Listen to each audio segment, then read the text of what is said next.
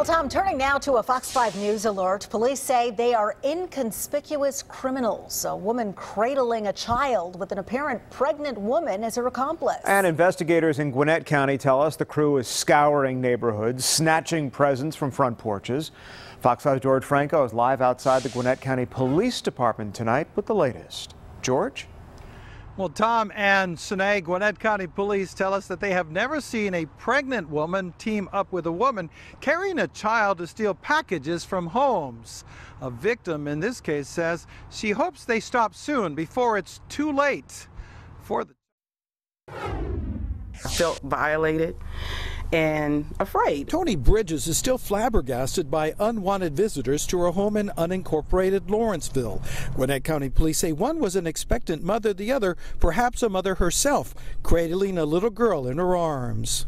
It's sad. I don't understand it. I don't know. Video shows them casually walk onto Bridges' porch early last week and then walk off with a package which had been left by the Postal Service. It's disheartening. I mean, you try to think people are fairly good, but we live in a time now where you just have to suspect everybody. Ms. Bridges told me she was home when the pregnant porch pirate and her child-carrying accomplice arrived. She says her husband saw the doorbell video at work, then called to let her know of the intruders. By the time she got to the front door, the women had left, prompting a car search of the neighborhood. I went around the corner. My sister lives not far from here, so I went just around that way and nothing. Right now we don't know if they were walking or driving. There was no car seen in the surveillance footage, so it's very possible that they parked their car someplace else and then approached on foot. Investigators say this is the first time they've come across a pregnant woman and a woman carrying a child